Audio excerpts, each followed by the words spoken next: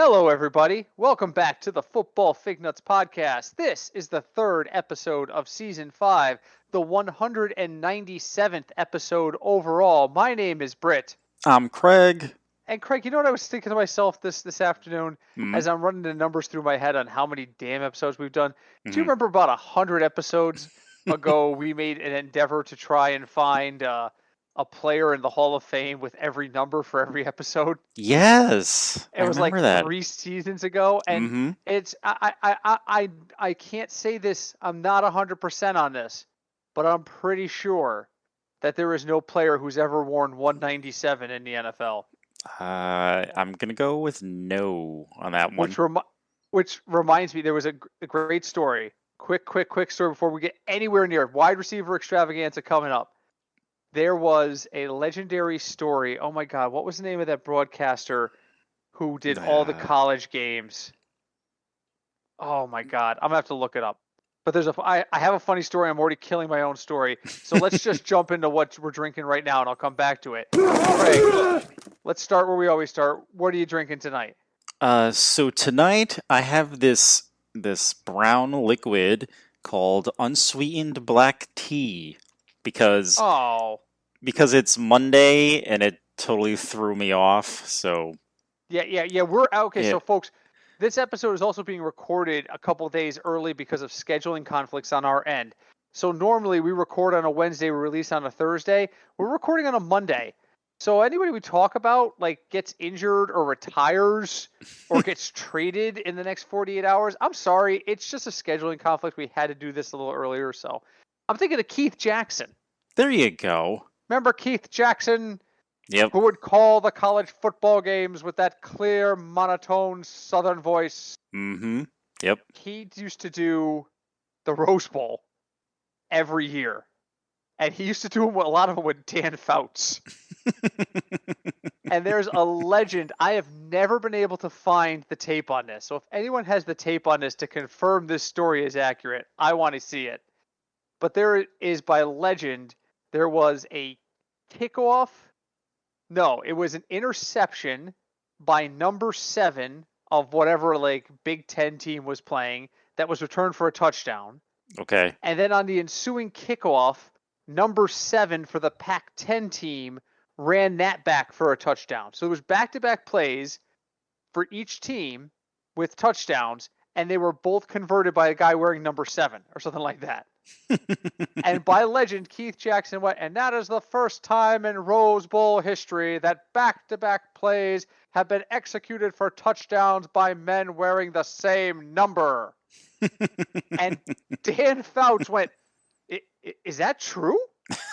Because it came out of nowhere. Keith Jackson literally finishes calling the touchdown and throws that out there.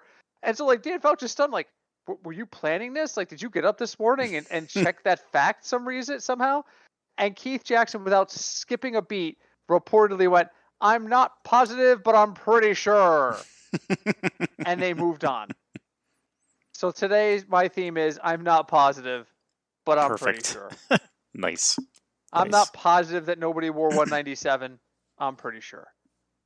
And I was just complaining to Craig off. I almost called him Keith because I still got Keith Jackson up on my screen. Let's take him down so I don't call Craig Keith. I was just complaining to Craig that my week at work looks like it is going to be the longest 5 days of my professional career. Let me tell you something about my career. I've been in the field of human services now for 22 years. Wow. I have had, I know, right? I'm getting freaking old. I have had weeks where I spent time in 3 different states in order to get things done. I have had time where I worked 80 hours. I can remember a time where one time I slept in my office because it was better to do that for 3 hours than go home, sleep, and come back 3 hours later. And yet I am looking at this week and I'm like, I don't know how I'm surviving this week. So I am drinking a beer tonight. Oh, what do you have? There we go. I hope that caught. I have a can of a beer from Tribus, simply called 2. Oh. 2 is their 2nd anniversary ale. Mm-hmm. It's a double IPA, 8.5%. It'll be the only beer I'm drinking tonight. I had it last Friday at the brewery. fantastic stuff. So I remember just drinking it and saying, "Do you have this to go?" And they were like, "Oh yeah, we've got this and one." I'm like, "You've got the first anniversary ale too? Give me a 4-pack of each." $120 later, but yeah, I did. I spent $100 for Realize Friday, and I only brought back 2 4-packs. We just were having a good time. We took our contributor Sean out, my wife and I. He had a total of 3 beers over the course of just under 3 hours. Okay, so about a beer an hour, right? Right, and he's got good alcohol tolerance, but I always test. I make him walk to the bathroom. I make sure that he's not drunk before I let him leave whenever we do stuff like this. He was fine. Let me just tell you, 100% fine. I had no problems with him with verifying his sobriety. He was 100% fine. He goes home, he sits down on the couch, and 30 minutes later, his wife is texting me pictures of him with the caption, "How many beers did he drink? Because he is passed out." It's like 8 o'clock on a Friday night, and he's snoozing in his chair. You know, maybe, he is moving. Maybe the beer was just like a stress relief, and he got home and passed out. That's it. He is just old and tired. The beer, I will go to my grave telling you the beer did not contribute to this at all. He was just an old, tired man. And yes, he's in the middle of a move, and that's a huge part of it. So, all right, let's get to work. We got the wide receiver rankings to do. Let's start with burning hot takes. I will receive. All right, so the big news happened today. Aaron Rodgers is expected to report to camp. Now, I'm just going to ask one question tonight because it's got 2 parts. Okay. First off, let's talk about the Aaron Rodgers return. How does this change things for you? So let me go back to our quarterback rankings from 2 weeks ago. We had Aaron Rodgers at a composite of number 7. Mm-hmm. I had him at the 7th best. Craig had him at number 5. Craig, you had Aaron Rodgers already slated for number 5. Does your ranking change at all based on the news today that Aaron Rodgers is likely to play? Excuse me. It may pop him up to 4, but probably not above that. That would pass Lamar on your list. I would, because I feel like this is definitely going to be his last year in Green Bay. I think. No question. And this is going to be basically a talent show for what he has left in the tank. Yes. Oh yeah. He definitely thinks he can play somewhere else. He thinks he can. He thinks he can out Brady. So that's what he's going to try and do. I had him at 7. I definitely think it moves him up at least 2 spots. It moves him up into my 5 spot at a minimum. Might even move him up into the top 4. So part 2 of the question is this. Very simply this. There are supposedly and this is nothing official has been said yet. This is all people talking to people who know Aaron Rodgers. And when you get that, it's not a source, it's multiple sources. Now, when that shit happens, that means to me the player is coordinating this leak. Mm-hmm. When you hear, one person close to Aaron Rodgers says this, okay, that's possibly a leak. When he said, people close to Rodgers or people we've spoken to, people plural, that means Aaron Rodgers called 6 or 7 of his buds and go, all right, call your media guys because I know you're all on the take. Here's the official party line, which is genius. Because if you're getting paid by a sports reporter to give him tips because you're close to Aaron Rodgers, this is the best of both worlds. Aaron Rodgers don't care what you say in this situation, and you know you're going to get paid for this tip. So everybody wins, right?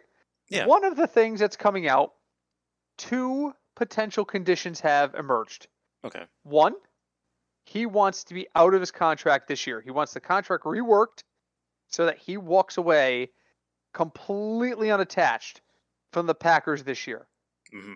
And number 2, the other rumor is that he is stipulating Randall Cobb has to be on the team. Wow. Randall Cobb is currently a Texan. That's sad. He should go be a Packer again. Well, here's the thing. So the impressions I want from you is, number 1, will the Packers make a move for Cobb? 2, do you think Rodgers actually made that demand? And 3, if you're the Texans, you've got to not fuck this up, right? So start with the first one. Do you think he actually made this demand? With the way everything's been going, it would not surprise me. And I also, just don't know too, why. it's it's a receiver he knows. I don't know how he trusts the people who are like the third or fourth receiver, other than the law office. But he drops passes too. That's a great point. I mean, he really just feels like he's got one receiver.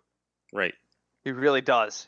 And that Tanyan's good, but I don't know. He's never trusted tight ends. He's never trusted tight ends.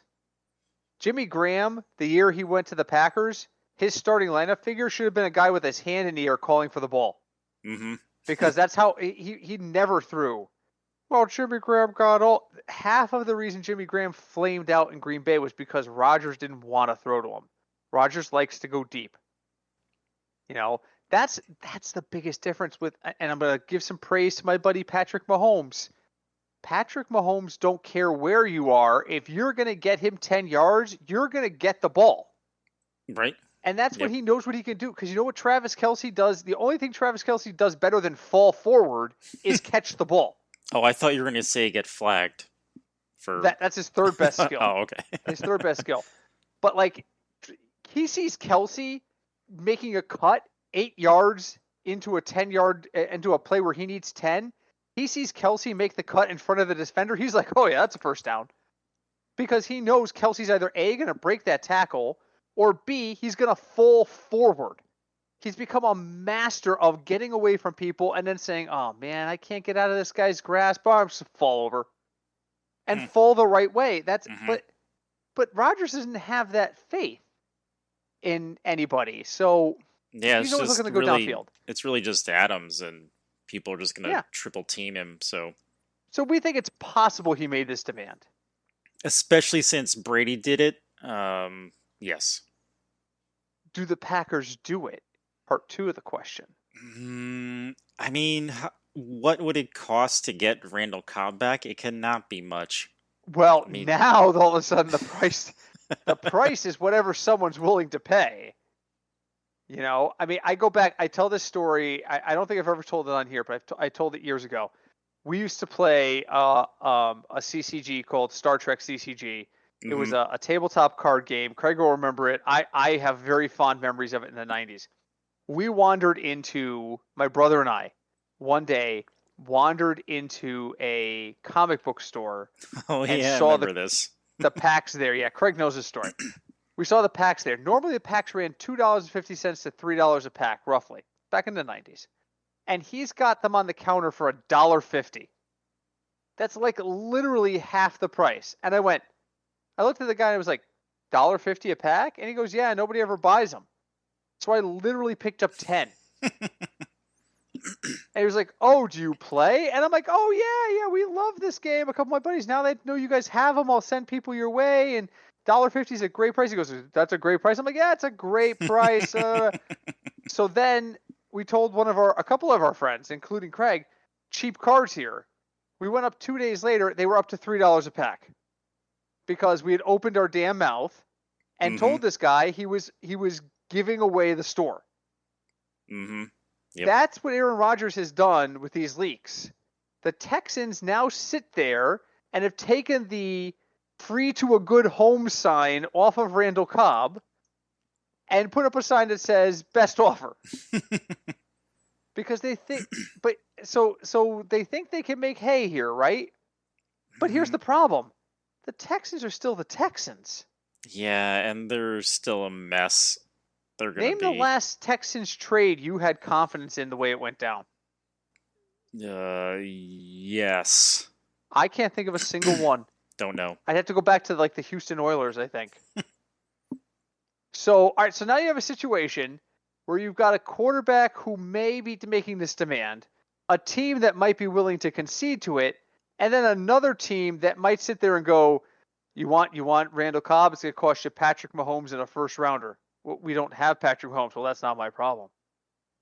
That's the conversation that could potentially happen because the Texans just sit there and go, Randall Cobb, yeah, he's still on our roster. We were going to release him tomorrow, but I guess I can send him to you for I don't know, fifth rounder. Mm-hmm. I mean, they could say that. I don't know. Oh Though. my God! I don't have faith in the Texans. How bad would the Texans look if they did that? I mean, would they look worse than they do now? I mean, Deshaun Watson supposedly got 10 different police reports filed against him. He's probably going on the exempt list. Maybe. I'm convinced that's what his agent told him too. Listen, don't hold out. Show up. Make them put you on the exempt list. Then they have to pay you. He gets what he wants. He doesn't have to play for the Texans. He still gets paid. Now, he's also battling sexual assault and sexual misconduct charges that have been filed with the police. Fair enough. But if you know you're innocent and you know this is the policy, then you show up for the first day and make the commissioner put you on the exempt list. Right, which he's not there now, currently. But he's going to be. Oh, and I guarantee if he thinks he's getting put on the exempt list, he's there 5 minutes later. He's like he's in a cab. If he thinks he's going to the exempt list, he's in a cab now. No question in my mind. And I'm not saying he didn't do it. I'm just saying if you know you did or didn't do a thing and you know your best interest, if he 100% was positive he was in trouble here, he would have shown up on day one. Well, he was there Sunday. I don't know when their camp That's started. You know what? If he was, I think camps officially opened on Monday. So if he showed up on Sunday, that says to me he thinks he's in trouble. He thinks the suspension is coming. He knows he's in trouble, and he's getting in there as soon as he can so he makes sure he doesn't lose any money. All right, anyway, I've taken up 20 minutes with just the Aaron Rodgers chatter. What have you got for me today? Well, my question, ironically enough, was about a quarterback for the Texans named Deshaun Watson. So let's go off on that. Where are you going? Well, like I just said, he just reported to camp on Sunday, but there are new rumors, I suppose you want to say, that the Texans are now willing, again, to listen to offers for Deshaun. Do you think... And the rumor of what they would want is 3 first-round draft picks. Do you think any team does that? Do the Packers and the Texans make some wild, crazy deal for the Packers to get Watson and Cobb? This is We're through the looking glass, people.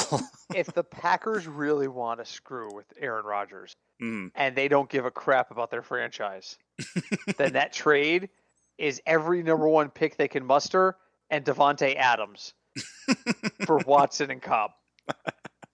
It won't happen. No. Okay, somebody out there is going to slice that soundbite and be like, oh, listen to these assholes because look at this terrible trade they think is going to happen. No. It's happened before. Somebody once asked us on Twitter, what guy do you think is overrated and won't perform this year? And I said, and I literally responded, my tweet was exactly, Big Ben. I just don't think they have the weapons around him to support what he needs to do. And this was when Antonio Brown left. Mm-hmm. This was before Schuster came out. This was before Deontay Johnson was there. This was even when James Conner was a nobody. Some Steeler podcaster snipped just Big Ben, he has no weapons, and put it up on the World to Say and said, what's wrong with these assholes? And it took me like 6 months to find it. And when I did stumble across it, I immediately responded on his comment, that is not what we said. Here's the full tweet in its context with what we were asked. And I posted the photo. And the dude was like, are you really going to bitch about a 6-month-old tweet? And I responded to that just by saying, I didn't realize there was a time limit on slandering my words. And he took the whole tweet thread down, including the original post. And I'm like, good. I think I've never used the phrase "keep this out of your mouth," keep my name out of your mouth. Keep our podcast out of your mouth. I think is what I DM'd that guy. I don't think he's around anymore, is he? He's not. He's not. It was like Steeler Bro or something like that. It was bad. I think it was like Steel Curtain Bro. And he's not in doing anything. Well, that if that's what you're doing, if you're clickbaiting just based on what I was saying was, Antonio Brown is gone. There's no clear number one, and you're going to the season with this James Conner guy who is really not as proven as you think he was, and in the end, he turned out to not be what you thought he was, and the end result. Mm-hmm. I'm not convinced. And people were it was like 4 years ago. People were like, "Oh, Big Ben's like a top 8 quarterback." I don't know. Not so much. Anyway, so Aaron Rodgers for Deshaun Watson, straight up. Everybody gets what they want, right? Yep, done. Aaron Rodgers gets to go play with Randall Cobb. Deshaun Watson gets to go to Green Bay. Green Bay goes like 13-3 and storms through the Super Bowl. I think. All right, so who's all right? So he's got to play. If the Chiefs get back to the Super Bowl, the Chiefs actually probably would let Deshaun Watson win that game just because it would be such a giant FU to Green Bay. Well, not really. It would be an FU to Houston, but anyway. All right. Anyway, let's get on to our rankings. I don't have too much time today, and my beer is half gone. Sad. All right, so last week was our running back rankings. This week, we reveal our wide receiver rankings. And then in about 2 weeks' time, the roundtable discussion happens. So you'll hear Craig and my take on it. You will hear our contributors' take in about 2 weeks. The consensus number one for the Fignuts podcast crew is Tyreek Hill. Consensus is not unanimous. Why? It's Craig's fault, as it was with most of the running backs. We have Tyreek Hill at 1, and Craig has Davante Adams at 1. So Hill comes in at 1 in our rating system. Adams comes in at 2. Craig, explain to me why Davante Adams is a better fantasy receiver this year than Tyreek Hill. Because of what we mentioned earlier, Davante Adams is 85% of their passing offense right now. So I feel like he's fantasy-wise, he's going to get more points throughout the year than Tyreek Hill, who has, as we said, Patrick Mahomes is going to throw through anyone that is open. So that's my take on it. There's much more. There are many more mouths to feed in Kansas City than there are in Green Bay. There's no questions about that. And as mentioned, the quarterbacks take different approaches. So I can understand that. We got Hill at 1, Adams at 2. The number 3 consensus for us is Stephon Diggs. Unfortunately, there's one contributor who doesn't think Stephon Diggs is really that great and has him ranked at 5. That contributor is me. Here's why. I am still not convinced that Buffalo is the real deal. I'm not convinced Josh Allen is as good as advertised. And people are always like, look at the stats. Yeah, he's had a good year. I'm not saying they made the freaking AFC Championship. They were one game away from making it to the Super Bowl, but at no point as a Chief fan, I was on the edge of my seat, but at no point as a Chief fan did I ever think the Chiefs were in jeopardy of losing that game. I don't think Buffalo is as good as everyone wants to think they are. They're a solid team, and they're in a really, really bad division. Mm-hmm. They're going to win the AFC East. Do you have any doubt in that? Percentage chance right now that the Buffalo Bills win the AFC East? Over 80%. I'm going 85%. Yeah. Yep, I'm going 85% chance. 85%. Any given Sunday. That's right. Any given Sunday. Stephon Diggs could steal a car with Josh Allen in it as they're smuggling drugs to Guatemala. It's possible. Is it likely? No. And again, don't twist my words. I'm not saying that they're drug dealers. Please don't. Steel curtain bro, just go away. But what I'm saying is my eyeballs tell me this team is still not ready for prime time. And so I'm putting Diggs at 5, which lowers his overall value. But consensus why we still have a number 3. Our number 4 consensus is DeAndre Hopkins. A lot of guys are down on Hopkins this year, Craig. I don't understand why, other than the fact that he's a vaccine denier. Why are people down on DeAndre Hopkins? I don't know. I think it's, excuse me. I think it's because it's tied to Kyler Murray. I think people don't have faith in him in general. We do. I mean, we do, but other people, I think they're down on Kyler Murray, which automatically downgrades Hopkins. You know what? I'm gonna do something. We're doing this on the fly. We're doing it live. All right. I'm going to Fantasy Pros. He's there. I can see his screen. Yeah, you can see it. I want to see draft rankings. I want to see. Okay, Fantasy Pros. This is the freebie site. So again, not sharing anything that people have to pay for. This is not a violation of anything. Kyler Murray is number 3. Standard overview ECR, right? Yep. When I go to wide receiver, Hopkins at 5. Excuse me. All right, that's not terrible. I thought I was going to find him like the 8-9 variety. But okay. Still, if you've got Kyler Murray at 3, I mean, in quarterback ranks, we've got Mahomes. All right, this is Fantasy Pros. They've got Mahomes, Allen, Murray, right? Mm-hmm. They've got Hill at 1. They've got Diggs at 3.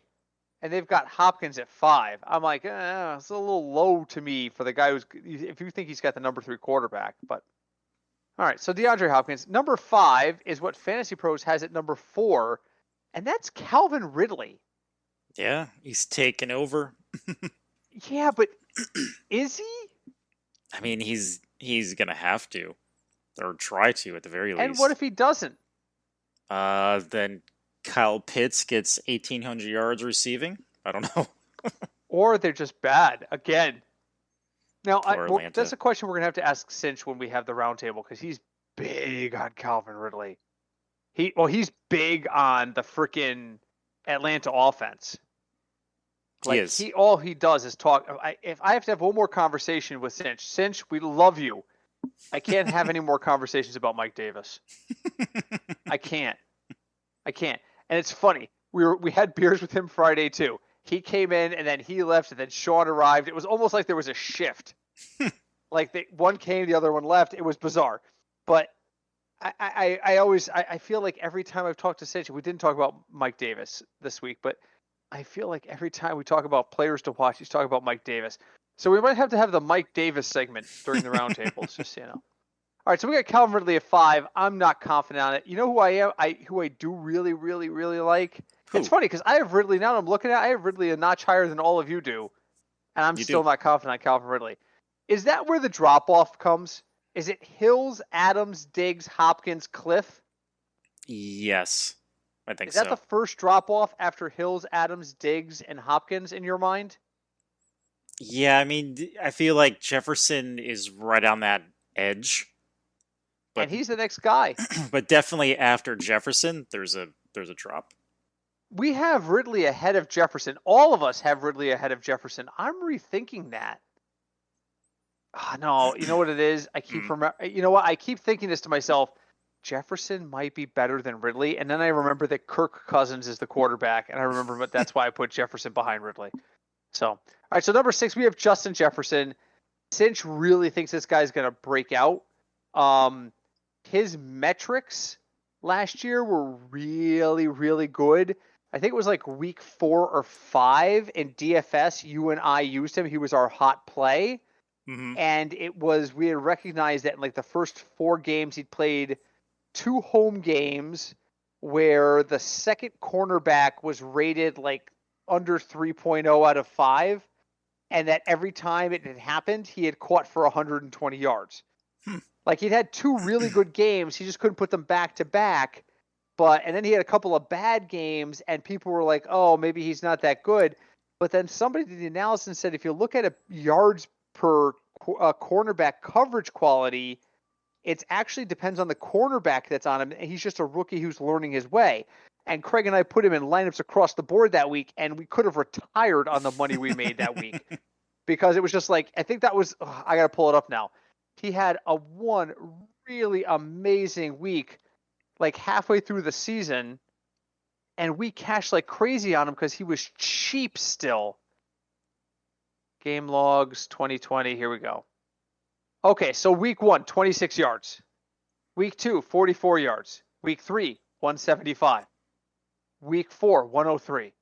Week 5, 23. That was it. That was where that was it. So in week 5, he pretty much lays a bomb against Seattle. He goes 3 for 23 and no touchdowns. Everybody's like, oh, after back-to-back 100-yard weeks, Oh, maybe the breakout isn't here. Okay, Yep. only 7 yards per And reception, then blah, blah, blah. And then somebody points out that the weeks that he's either been over 100 yards or under 50 every week of his career. He's 5 weeks in, and he's polar. Under 50, over 100. End of story. And people are like, and then somebody's like, but he's going up against Atlanta. And Atlanta gives up points left and right to wide receivers. Mm-hmm. So Craig and I were like, all right, let's stick him in the lineup because he was cheap after the bomb. It went way down. It went way down. He was like $2,300 or something like that. He was way under. That next week against Atlanta, he was 9 for 166 and 2 touchdowns. There's an episode of The Simpsons where Homer imagines being so rich that he covers himself in gold. Solid gold. Solid gold. That was what I felt like that week. We made that one pick. Go pull the tape. I guarantee week 6 DFS. Pull the tape. You'll hear me say we should use Justin Jefferson. And all right, I was I'm going to go absolutely check. Right. Not now, but I'll check. Yeah, do check it. Do check it. And I would love to see a full analysis on this. Okay, here, you know how many games he had between 50? He played all 16 games last year. Do you know how many games he had that were less than 100 but more than 50 yards? How many? 3, 4 out of 16. He is so polar. If he is hot and he has a favorable matchup, he is going to go off.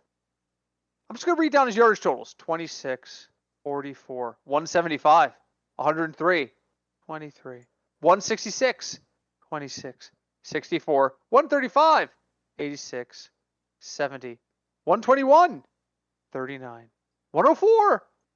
It is so polar. It really is. It's kind of crazy. It is so polar. Now you sit there and you say, well, if it's the quality of the opponent, then that would matter. Well, he did play Detroit once, and he got 133 yards against Detroit, and he got 64 yards the other game. But you got to remember that last game was the last game of the year. That was a 72-point shootout. Oh, that's right. It was. That was a huge scoring game. Yeah, it was 37-35 was the final. You know, I mean, this team scores these score points. So that's the other lesson. If Minnesota is anything like it was last year, bet the over, like constantly. Oh yeah, definitely. I'm looking at the scores, like 77 total. There's a 39, 61, 54, 63, 63, 50, 54. There's the bomb. Chicago 19-13. Two teams that neither one of them wanted to be there. But then the next week, 28-31. That's 60. That's 59 points. So anyway, my point is Justin Jefferson is due for a breakout. I think he had 1,400 yards last year. You can't say he didn't break out last year. I don't see a sophomore slump there. Number 7, we got DK Metcalf. Why? I love DK Metcalf. He plays hard. He is fast as all hell. And he's got good hands and good size. He is everything you want in a wide receiver. And the quarterback who's throwing him the ball is pretty good. The problem with Seattle is that they have a running back crew where the healthiest member has been Marshawn Lynch. That is a problem. That is a distinct problem. You keep bringing him out of retirement because everyone keeps dying. Chris Carson, Rashad Penny, these guys can't stay healthy. I think this year you're going to see a lot more production out of DK Metcalf. Now, you did not rank DK Metcalf high. I did not. I want to hear about that. Why are you down? You have him outside the top 10 wideouts. You're the only contributor to have him outside the top 10 wideouts. Why are you down on DK? Same thing in the running back, and I feel like the drama that has happened with Seattle in the offseason. I don't know. I feel like that team is breaking apart like an iceberg, and I really don't know what to expect out of them this season. Also, too, I did rank Michael Thomas pretty high, but now he may miss most of the season, so that would adjust my numbers a bit. Yeah, obviously. All right, number 8, we have A.J. Brown, another person Craig is not big on. I have him at 9th myself, but consensus we have him at 8th. Again, Tennessee and Buffalo. Tennessee was in the AFC Championships 2 years ago. They looked everybody came out of that game saying, man, they are really going to contend next year. And they just really didn't. Mm-hmm. I mean, Tennessee just kind of wandered into the playoffs and then promptly laid down and took a nap. Thoughts on A.J. Brown? Now Julio's there. It's the same quarterback. I don't know. As Humpty Hump once wrote, all around the world, it's the same song. There you go. Your Humpty Hump reference for this week. He died this year. He did. My sadly. God, that was terrible. The world's a darker place without Humpty Hump. I'm just saying it. Number 9 is the best receiver in the AFC West. Hands down, according to his Twitter feed, it's Keenan Allen. Yeah, that's right, guys. Never forget. About a year ago, Keenan Allen tweeted and tagged several players to say he was the fastest player in the division. And then it just went away. And then somebody reminded him he played for the Chargers and that his quarterback has to be done by 9 so his mom can pick him up.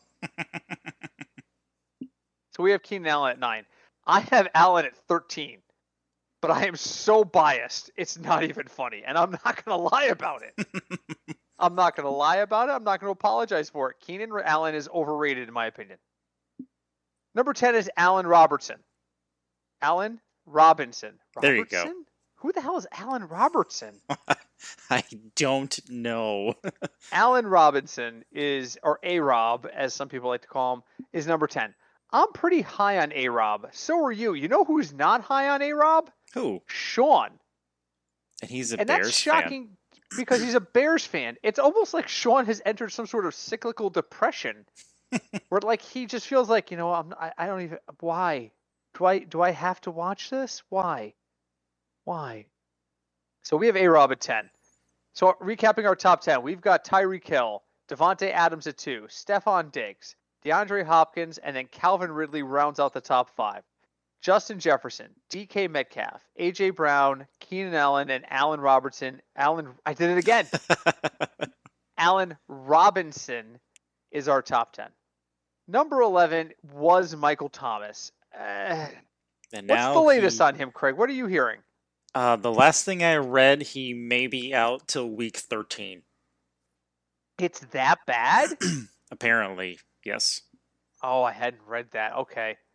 But I mean, that may change, but that's the last thing I saw. So you're looking at this list right now with me. Mm-hmm. On the fly, give him a new number. Like, does he drop past their next guy, which is Amari Cooper? I mean, if he's going to be out that long, he'd go towards the bottom. We're talking like what? Like around here-ish? Yeah, pretty much. Maybe even further. Okay, so we had Michael Thomas at 11. Keep an eye on the injury news with Michael Thomas. If Michael Thomas is going to be out, then he becomes a late round flyer. If he actually is, if the reports turn out to be wrong, then he's in the top 12. Number 12, we have Amari Cooper. Why? I don't know. Somebody has to catch a ball in Dallas. Do they? Well, I guess they do. All right, 12 and Amari Cooper. Moving on, number 13, which is Terry McLaurin. I actually have McLaurin ahead of Cooper. And you know why? Why? Because who is the quarterback? It's the Magic Man. Terry McLaurin is a bit of a hard worker, in my opinion. He fights and finds ways to get open. He doesn't seem to give up on plays. And those are the guys that Magic finds. That is true. That is the guys who have a nose for the ball, he tends to zero in on. So I have McLaurin at 13. Craig has him all the way down at 17. How can you rate Terry McLaurin so low when you love Ryan Fitzpatrick so much? Because I'm concerned about Washington's offense in general, not Fitzpatrick per se, but their offense is a cohesive unit.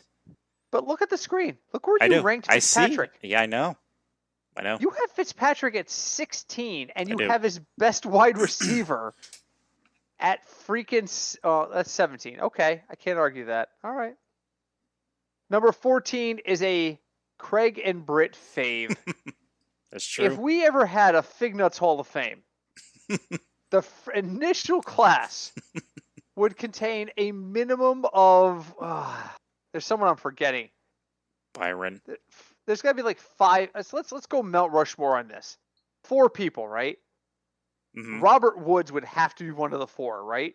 He would have to be. We talk about him so much. I'm trying to think of who would round it out. Blake Bortles, obviously, is the Blake Hall of Fame. Bortles. Blake Byron Bortles, Pringle. But Blake Bortles' bust on the Hall of Fame is so big you can't even see the other guys. It's like you walk in and you're like, oh my god, it's a gigantic head of Blake Bortles. And Deb just turned us off, but that's hi Deb. But she probably did. Yeah, Blake Bortles, Byron Pringle. Who else? What do we call the extension studio? I don't know. That's at your place. Oh my God! Why am I drawing a blank at it? Your studio is the Blake Bortles Memorial. Mm-hmm. And Frank Gore. There you go. They're done. There's Fignuts. The Fignuts 5-year Hall of Fame would be Byron Pringle, Blake Bortles, Frank Gore, and Robert Woods. Yep. That's a good list. I like that list. Oh my God. And maybe Darren Waller, but he hasn't played long enough to get in there. But we got Bobby Trees at number 14. New quarterback, same system. You and I are still high on Robert Woods. Our other contributors were like, what's wrong with you people? Yeah. Do you think that Stafford's going to hook up with Woods? Yeah. I mean, why not? His arm, as far as I know, his arm still works. So listen, why not? Veterans don't take long to get in sync. They don't. Particularly when you have them from training camp on. Never forget, Antonio Brown stunk when he got to the Bucs. Was it because Antonio Brown stunk? No, it's because Brady and him need to develop a rhythm. But they develop it faster because they're veterans.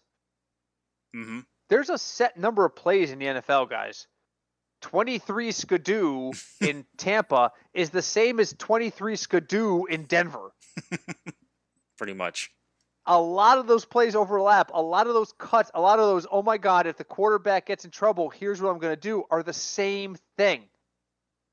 It won't take long for Woods and Stafford to get on the same page. Speaking of the most overrated quarterback of all time, we have Mike Evans at number 15. Moving on. We got CeeDee Lamb at number 16. Cinch is big on CeeDee Lamb this year, so we'll have to talk to him about what he thinks he sees in CeeDee Lamb. Then number 17, I can't believe we got all the way down without saying the words Julio Jones. But here we are at number 17, Julio Jones. Why don't people just assume he's going to be the one? A.J. Brown, we have at 8, but Julio Jones at 17. I can't rectify it. Because Tannehill's a different quarterback than what he had in Atlanta. He definitely spreads the ball more than Matt Ryan does, yeah. And I don't think, Matt Ryan is... You're not surprised when Matt Ryan steps back and then launches the ball 53 yards. Ryan Tannehill does that, but I don't think it's the norm. Not with the regularity. Right. And plus, again, look at their running game. I don't know how Julio Jones feels because he has been banged up a lot the last couple seasons, so yeah. I'm gonna say this right now. We have Julio at 17. Do not be shocked if he's top 10. I can't say I'm not. Again, steel curtain, bro. Back off. I did not just say Julio's a top 10 wide receiver, but don't be shocked if he adjusts faster, like we just said about Bobby Trees. Veterans adapt to each other faster, and Tannehill and Julio are veterans. I still have about as much faith in Ryan Tannehill as I have in the lottery ticket that's hanging in the front of my fridge. But there's always a chance. That's right. Number 18 is Cooper Kupp. We must have decent feelings about the Rams because we have Cooper Kupp and Robert Woods in the top 20. So I guess that's pretty telling. Yeah. Number 19 is Tyler Lockett. Remember when Tyler Lockett was highly ranked? I do. I remember that. Yeah. Feels like a long time ago. It does. Number 20 is Chris Godwin. So rounding out our 11 through 20, we got Michael Thomas at 11, but take it with a grain of salt. That was pre-injury news. 12, Amari Cooper. 13, Terry McLaurin. Robert Woods. Then Mike Evans comes in at 15. CeeDee Lamb is at 16. Julio Jones at 17. Cooper Kupp at 18. And Tyler Lockett at 19. And then Chris Godwin finishes out the top 20. Now, what's interesting to me, really quick, because I know we're already running out of time, there's a couple of 1-2 combos in this top 20. You've got both Dallas receivers. You've got both Tampa receivers. You've got both of the Rams receivers. Right? Do I miss anybody? The Titans. Did I not say Titans? I don't remember you saying Titans. Titans, Rams, and Cowboys. Yep. So three different teams have 2 of the top 20 fantasy receivers. If you had to target one of them as a team, so you had to take both. Okay. Rams, Cowboys, or Bucks? I'm taking the Rams. Why? Because those receivers are already established there, and they're getting a veteran quarterback who is not afraid to throw the ball. I mean, he throws for what?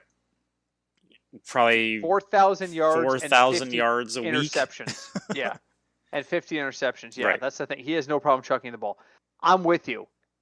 Well, the Bucs have had Brady for a year. There's familiarity. They didn't seem to have a problem with familiarity in year 1. Again, veteran quarterback coming in, you can make noise right away. Never forget, we learned this. This is not news.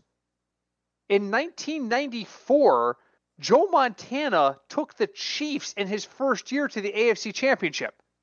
They did? Or he did, yeah.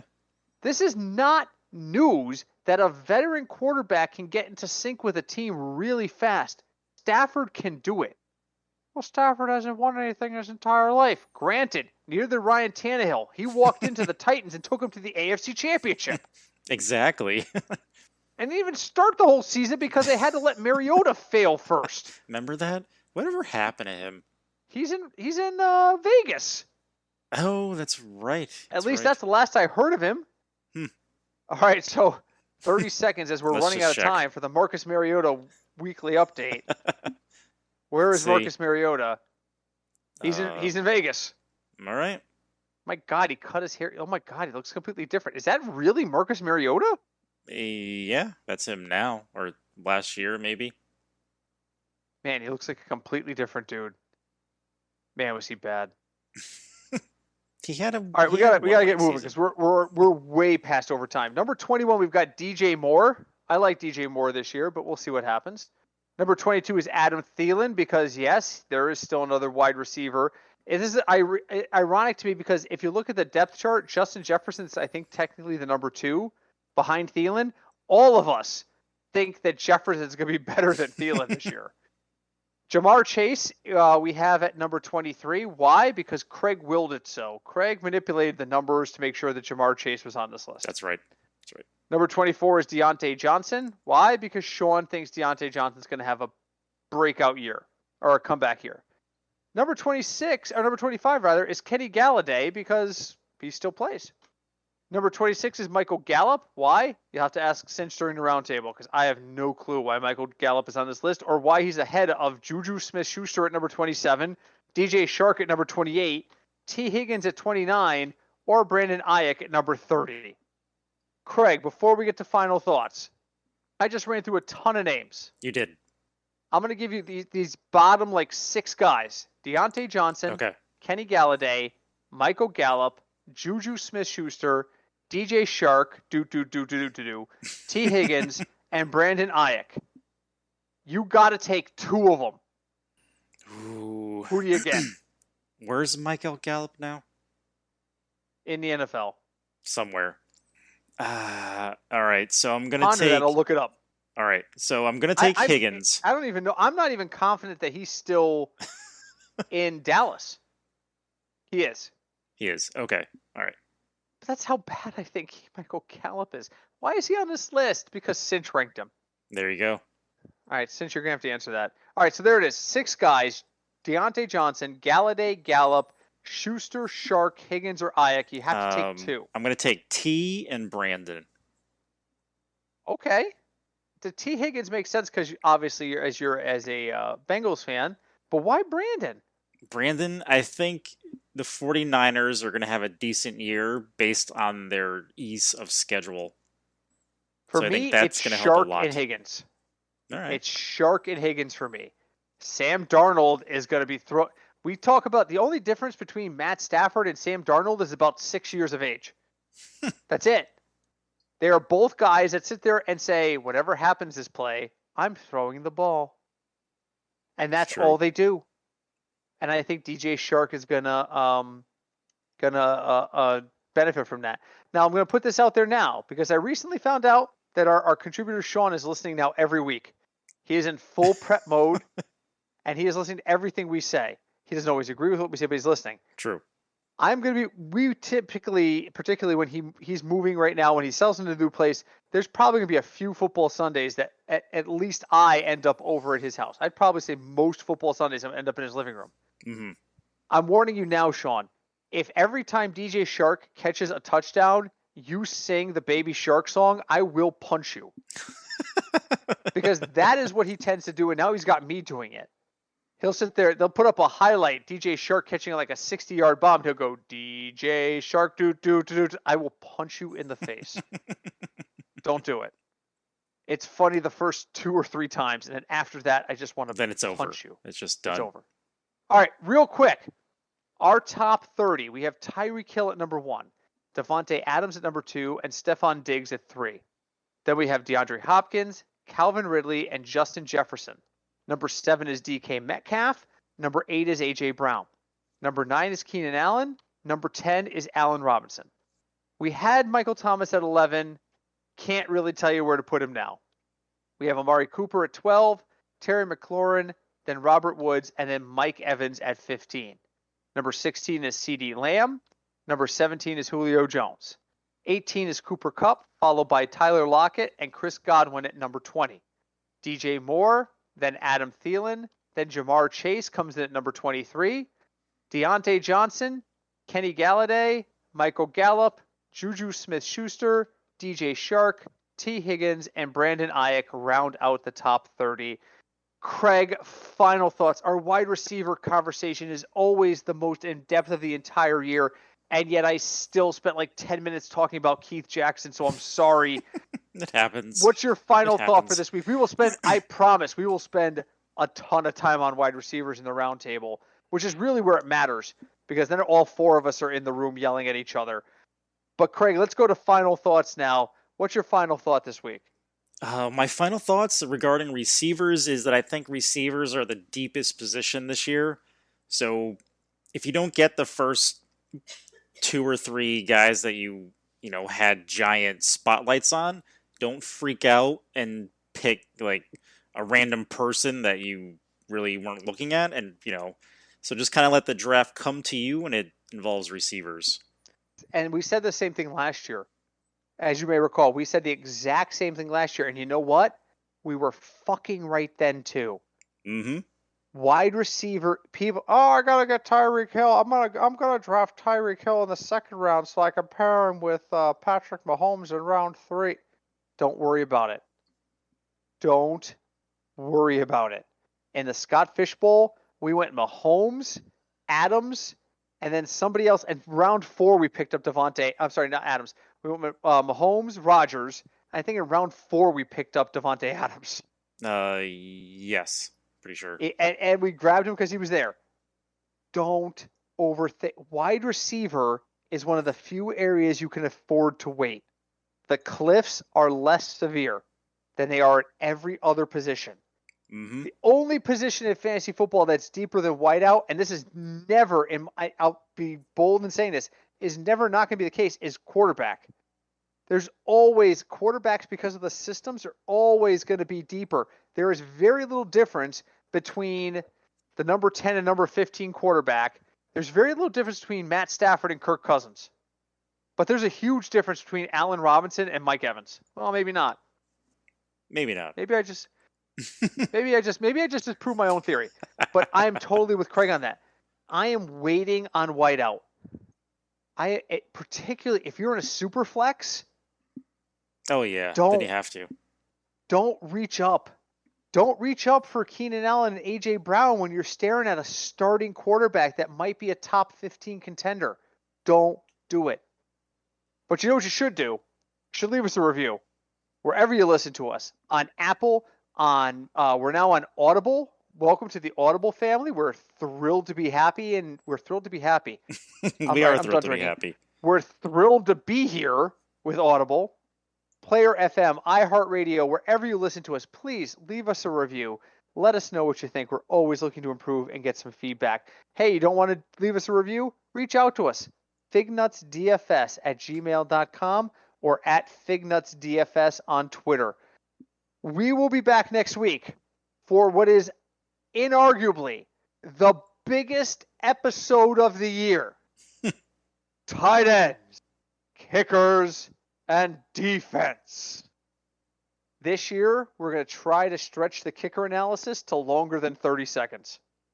We'll attempt that, possibly. We'll attempt. I think if you look back at previous years, 45 minutes of the episode is us talking about things we don't care about because there's just so little to talk about at tight end kicker. That is true. That is very true. And then after that, 3 weeks of roundtable discussion. We hope. We are trying to get the schedule worked out. We have conflicts galore, but I really want to do it. We'll get at least 2 done, but I'm hoping for 3. But we thank everyone for joining us. Thank you for your continued support. Like I said, please reach out. Please leave a review. We really do appreciate it. We will be back for the multi-positional extravaganza next week. I know, really. Bated breath, everybody. If you're new to this podcast, you have not lived until you've experienced this episode. Why? Because it is boring as all hell. If I sort by download number, it is easily the lowest of every season. Nobody gives a shit about tight end or kicker defense, but we do. We do. And we want to make sure you're prepared for your draft. So we are going to waste an entire hour to make sure you're ready to draft a tight end, a kicker, and a defense. Until then, stay safe out there. My name is Britt. I'm Craig. And we are the Football Fignuts Podcast.